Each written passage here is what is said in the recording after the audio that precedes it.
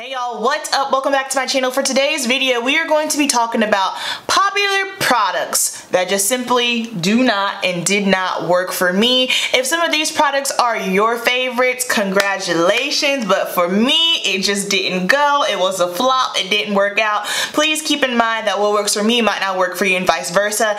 It's just a matter of skin types, preferences, and whatnot. So let's go ahead and jump right on into it. I've got my whole list here on my phone. We're going to talk about Frizz. This is one of those things that everyone uses, everyone loves, and I swear I am the only person on the face of the earth that does not like this product.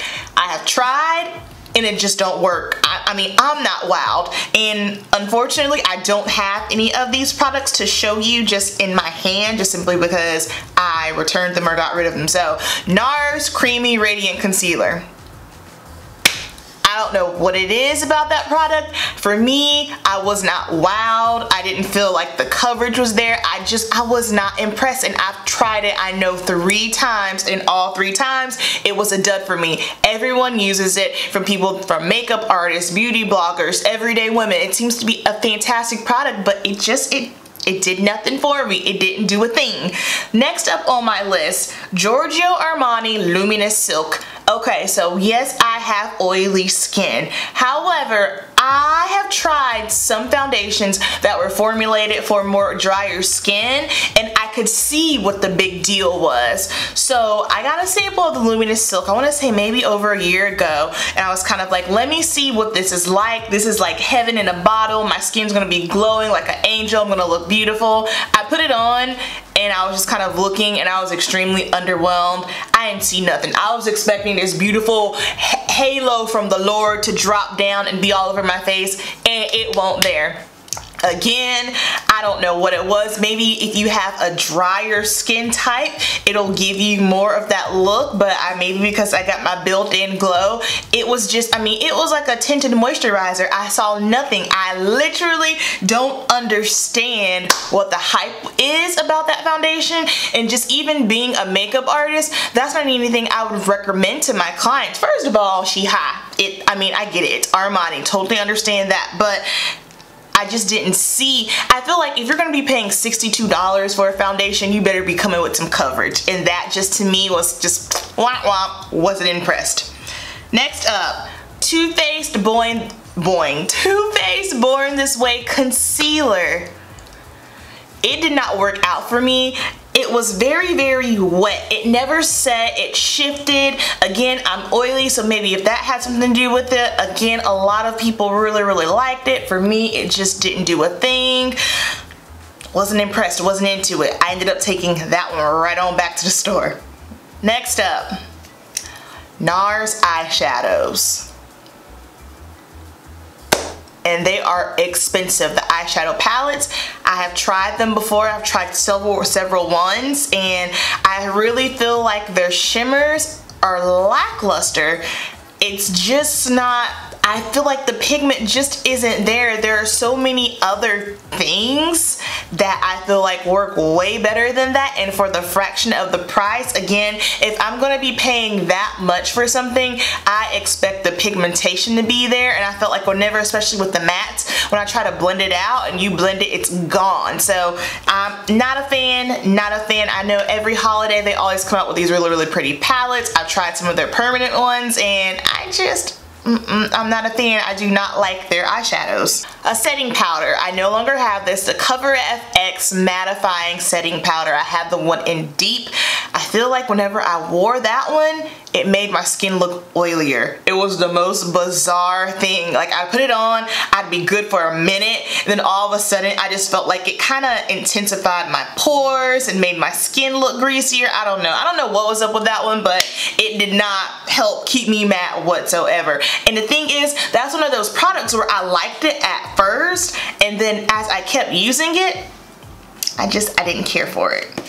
this is gonna break my heart because their lip glosses are bomb, but ABH liquid lipsticks, first of all, I'm not into liquid lipsticks. The only ones that I will wear are Kat Von D, just simply because for me, those have been the most comfortable, but I feel like ABH liquid lipsticks, I am not into them. They dry, they crumble, they leave my lips feeling tight and gross. I can't stand the feeling. Unfortunately, I don't like them, and they don't work out for me. They don't work for me.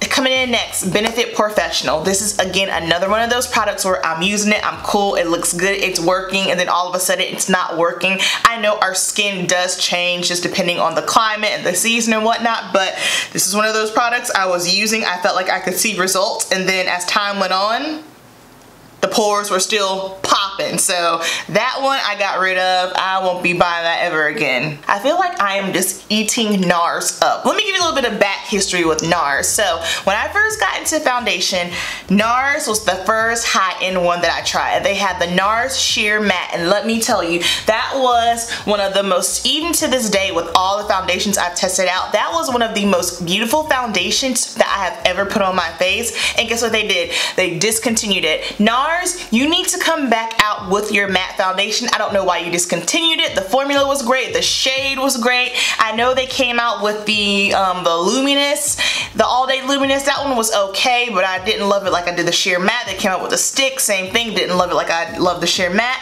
Tried the Sheer Glow, which is the next thing that's on my list. I tried it out again because it's Crystal on YouTube. If y'all don't know who she is, check her out. She uses it and it looks lovely on her, but it just, I am not wowed by the Sheer Glow. I'm just not. And again, it's not something where the formula is bad or it was hard to blend out. For me and my skin type and what I'm looking for, it just, I don't underwhelm. It did not perform and give me what I was looking for. I have these two products came out again. Yeah, they came out on the same time. So they're by ABH. The ABH x Amrezy Highlighter. I love me some good old Amrezy. She slays.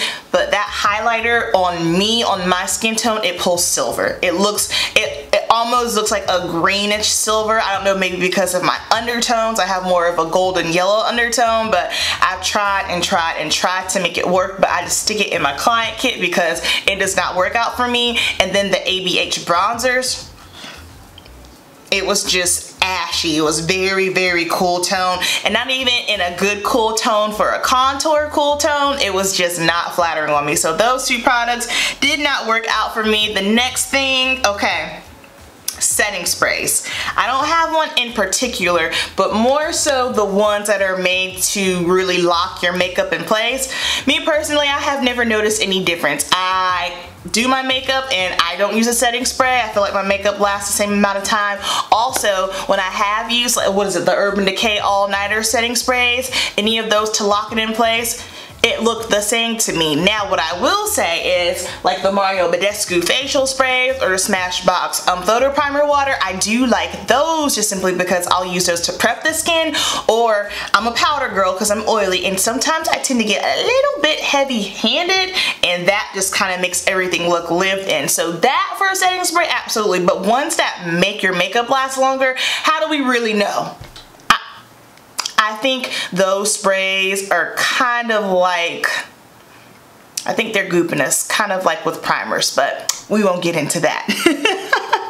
Yeah, oh, next up on my list was matte primers. Again, I'm an oily girl. I have tried and tried and tried some mattifying primers and I can't tell a difference. I feel like my face is just as oily when I use it versus when I don't. And recently here, I feel like my face looks oilier. So again, I know I was talking about in a video before where one time I was doing mattifying everything. So, you know, like the toner for the skincare, matte primer, matte foundation, and I feel like when you put on everything matte, basically it throws your skin into shock. It goes into overdrive and it produces way more oil because it's freaking out. It's like, oh my gosh, you took away all the oil. So I'm not into matte primers. Honestly, I don't even use a primer anymore. I'm out here just living my life primer free and everything has been just fine. But if your skincare is good, you probably won't need a primer.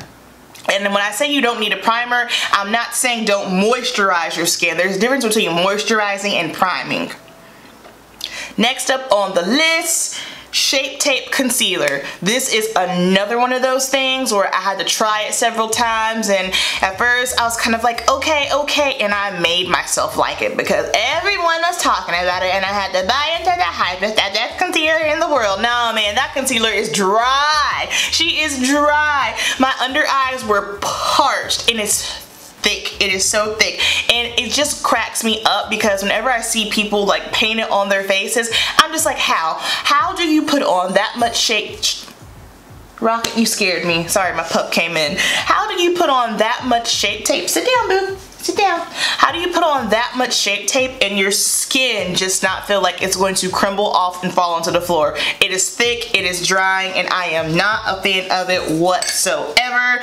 Another product that I was trying out a while ago, the Hourglass Vanish Stick. I tried to love that, but for some reason when it gets up under my eyes, it creases, it settles. It doesn't make me look patchy, but just under my eye area, it does not stay for some reason, and I can't figure it out because the pigmentation of those stick foundations, ooh, beautiful, so pretty. Ended up giving it away to my mom, but it didn't work out. So that's gonna wrap up my video, guys. Those are a few popular products that I see everyone loves, but unfortunately they did not work out for me. Down below, I want you to tell me some of them.